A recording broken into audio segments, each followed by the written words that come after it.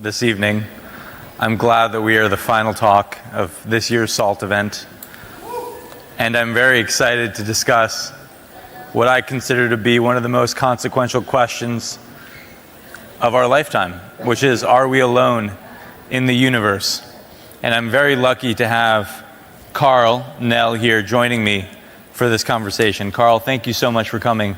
And Anthony and AJ over at SALT, thank you so much for hosting this.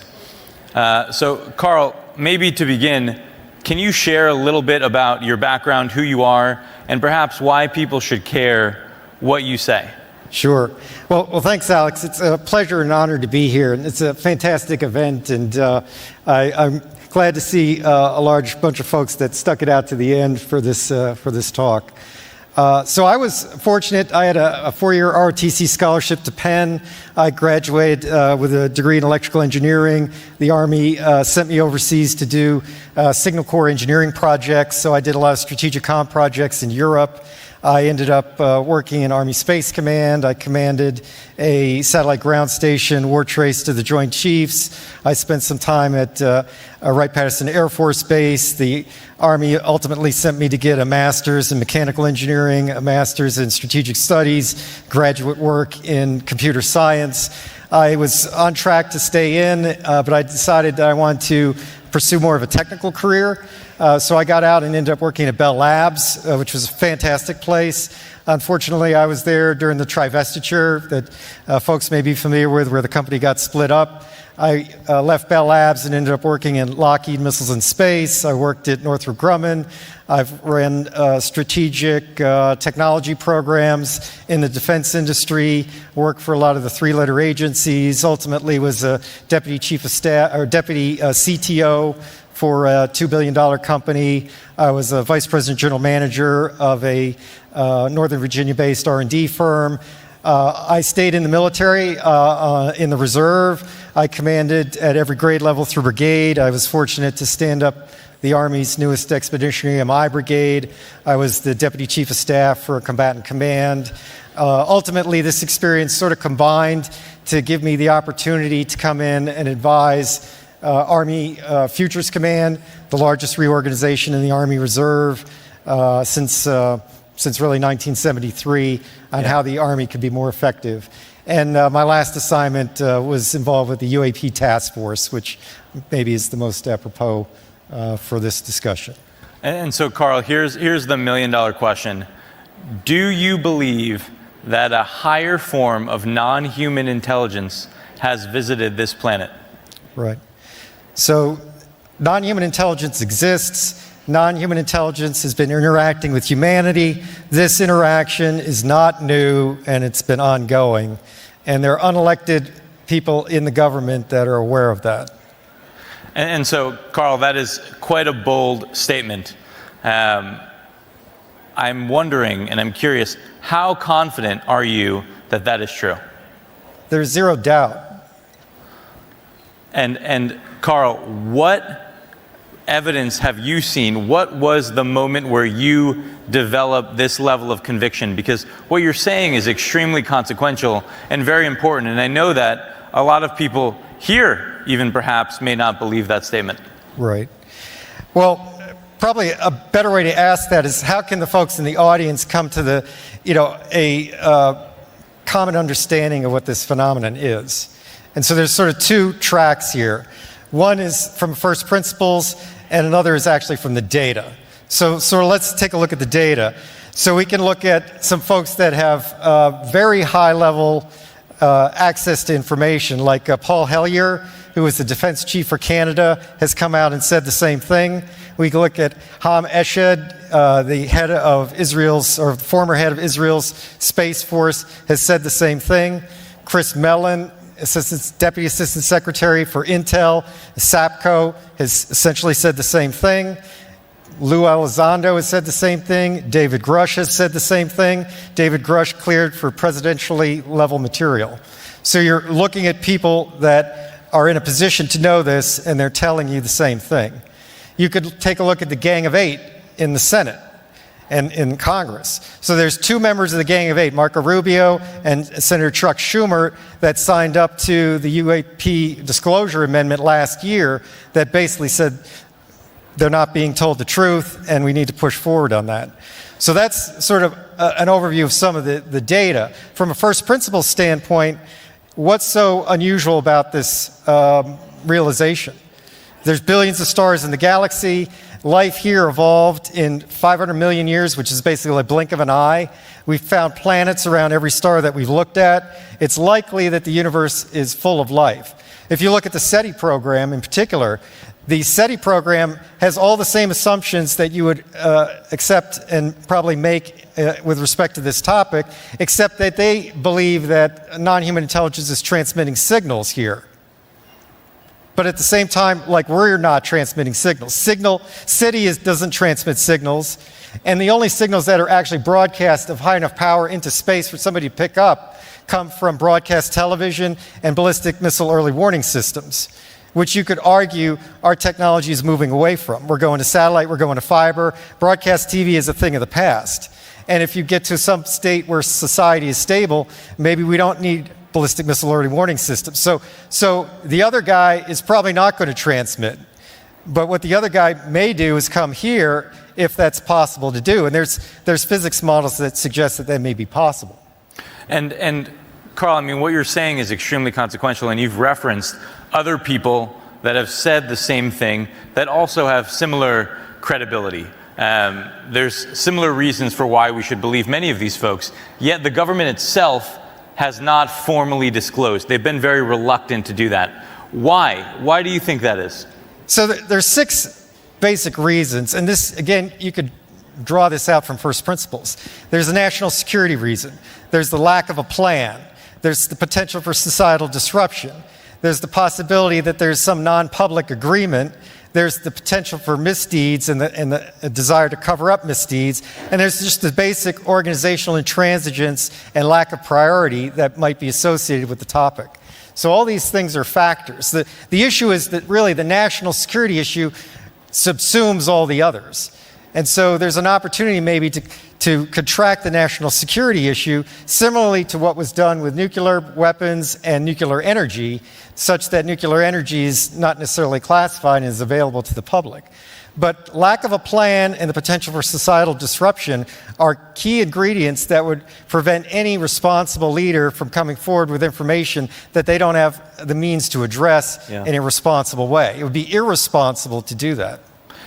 Okay, so what you're saying is that you have absolute conviction that a higher form of non-human intelligence has visited this planet, that there are factions within our own government that know about this, yet we still don't have a plan, and they may represent a security issue.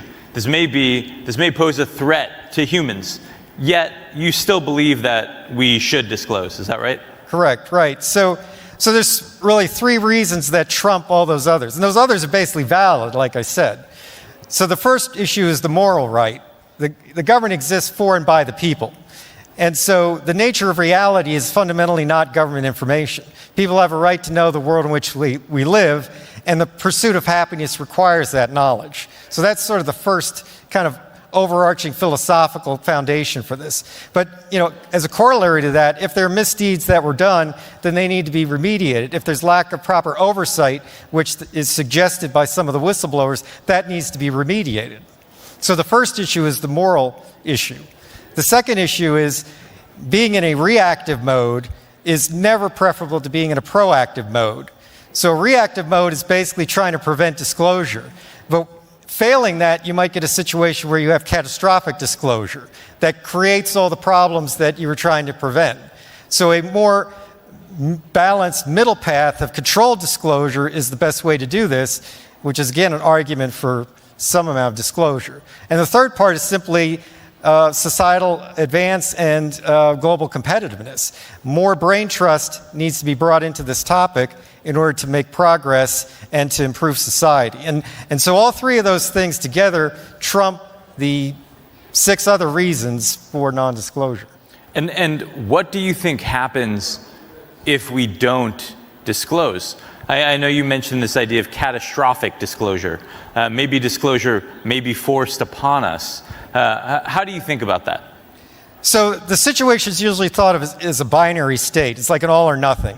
And people have sort of argued this. But anybody paying attention realizes the government has already indicated that unidentified anomalous phenomena are real, they're not ours, and they're not our adversaries. The Pentagon has said that. Like, for people that are paying attention, like, that shoe already dropped.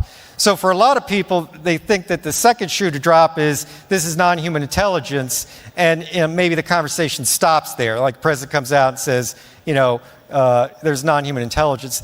The truth is that will precipitate this crescendo of other questions that maybe the government's not ready to answer, that will court, if not precipitate, potential negative ramification for society.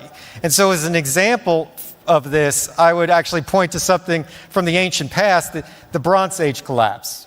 So Eric Klein, Princeton University, 2015, wrote a very interesting book called 1177 BC, the year that civilization failed. And so this is well known to current scholarship. Within a single lifetime, all of the very effective ancient civilizations of the Bronze Age failed due to a confluence of reasons that are not necessarily fully understood today. So we're talking about Egypt, the Hittite Empire, the Minoan Empire, the Manasseh Empire, the Babylonian Empire. All these civilizations failed, never to return, other than, let's say, Egypt.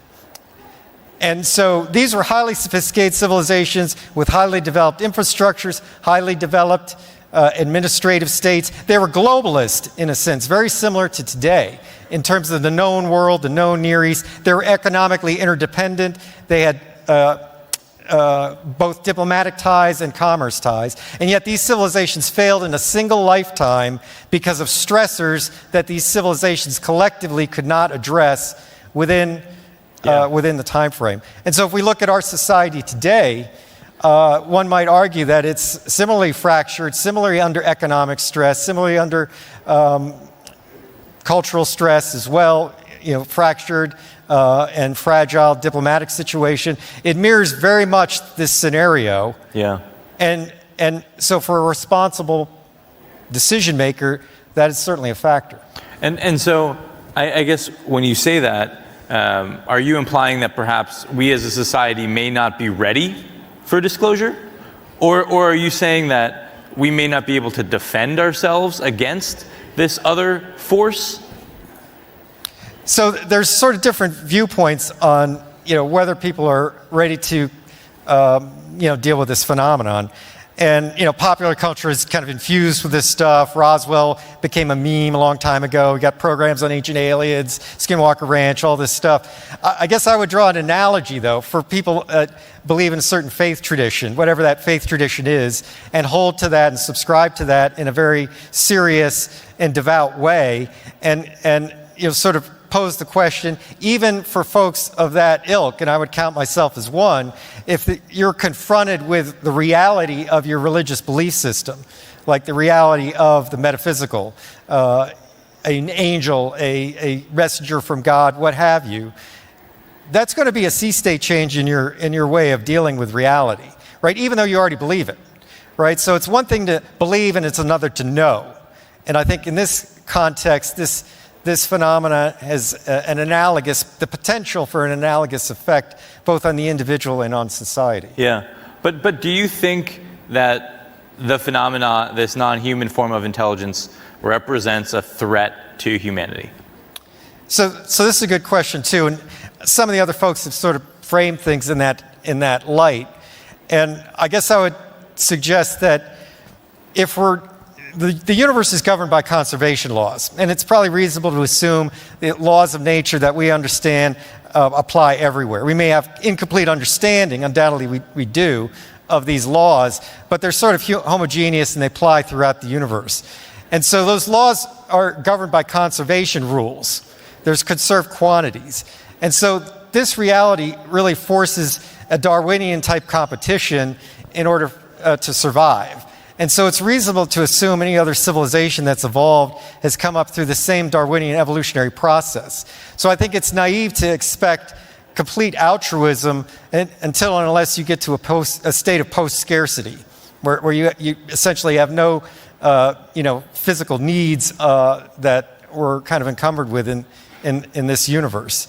And so in some sense, it's the economics of the future that are going to determine whether there's cooperation, competition, or some kind of symbiosis, and inform the intention. But to assume either malintent or complete altruism, I think, is somewhat naive. Yeah. So it sounds like what you're saying is it's impossible to know the true intentions of a higher intelligence. We may be competing for the same scarce resources. We may not be, right? We may be almost irrelevant to them, and they may be acting altruistically, although we cannot safely assume that. And so I guess I'm curious, if we continue down this disclosure path, do you believe that disclosure is inevitable? So, again, people that sort of look at this topic and study it, and there have been some good examinations on this from a historical standpoint, have realized that, like, we're not in really a new state. Like, this sort of disclosure emphasis has come and gone over time.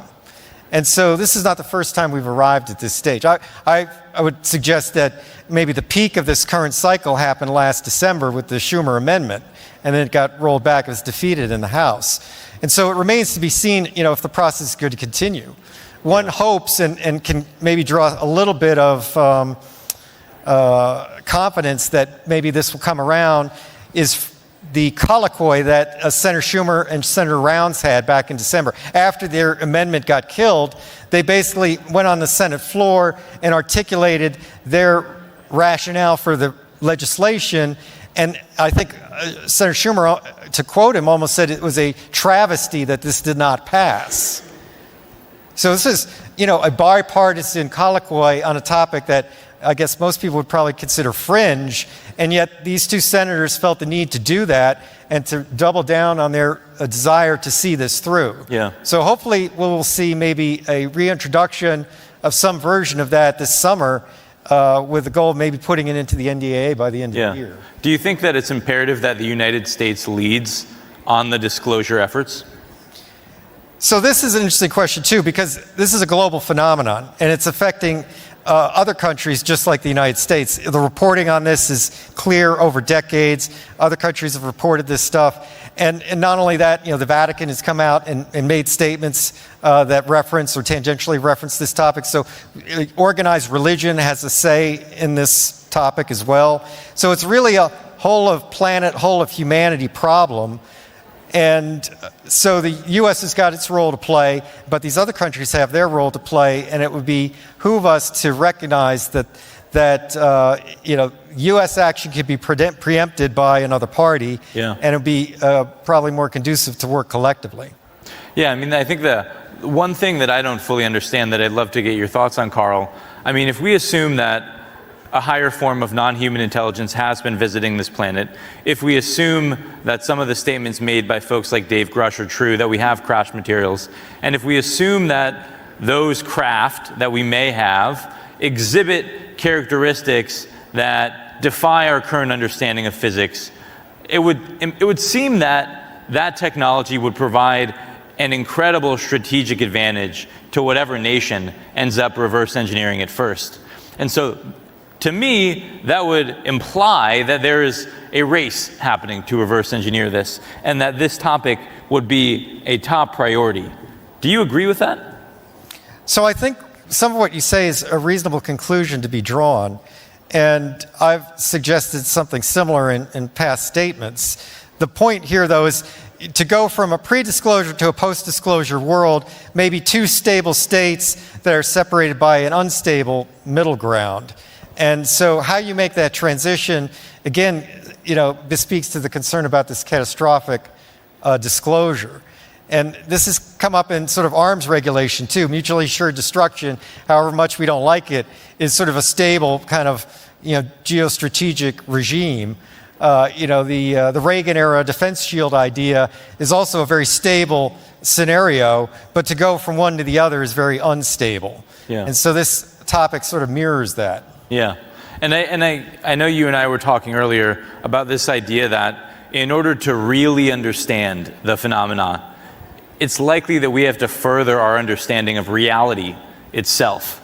And I guess I'm wondering, I can imagine a future where we acknowledge and we know that there is a higher form of non-human intelligence, yet we still don't truly understand the phenomena. We still don't truly understand reality. And so I guess I'm wondering, do you think that we'll ever truly understand what's going on? Or if part of the game, part of the journey, part of life itself is operating in an environment where at least part of it is fundamentally unknowable to us?